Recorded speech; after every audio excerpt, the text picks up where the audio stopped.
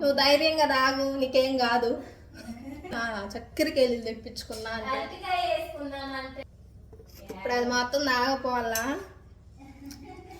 Motions అయినా నాకు సంబంధం లేదు, తాగాల్సిందే. మా అక్క కోసం డ్రై ఫ్రూట్స్ జ్యూస్ చేద్దామని చెప్పేసి అన్ని కొనుక్కొచ్చాను. ఒక్కొక్క స్పూన్ వేసి మొత్తం నానబెట్టా. యూట్యూబ్లో సెర్చ్ చేసి మరి చూసి చేసా. ఎలా చెప్పారో అలా చేశాను.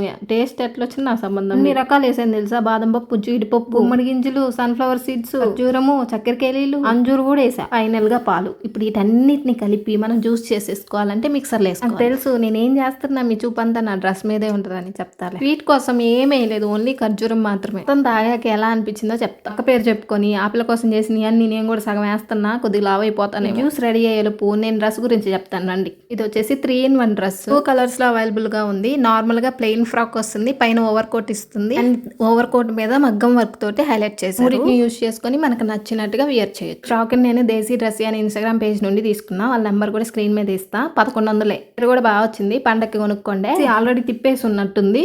స్టిచ్ చేసేలోపు ఎగిరింది. 5 నిమిషాలకి మొత్తం గ్రైండ్ అయిపోయింది. అబ్బా అందులో ఏం వేయలేదు కదా, సో థిక్ గా వచ్చింది అనమాట. అందుకని ఒక గ్లాస్ పాలు పోసి 2 తిప్పులు తిప్పి మళ్ళీ గ్లాస్ లో పోసుకుంటే ఇంకా జ్యూస్ రెడీస్ గా కనపడాలని గాజు గ్లాస్ తీసే. అక్కడ తాగమని ఇస్తే అట్టిపండు ఎందుకు వేసావు, నాకు నచ్చదు అని చెప్పి, అయితే నేను చేసినందుకన్నా తాగని చెప్పి ధైర్యం చెప్తే గుటికలో తాగింది. టేస్ట్ కూడా బాగుంది, కాకపోతే అంత పెద్ద గ్లాస్ కొట్టింది. సరే వేస్ట్ అయిపోద్దని మొత్తం తాగేసా.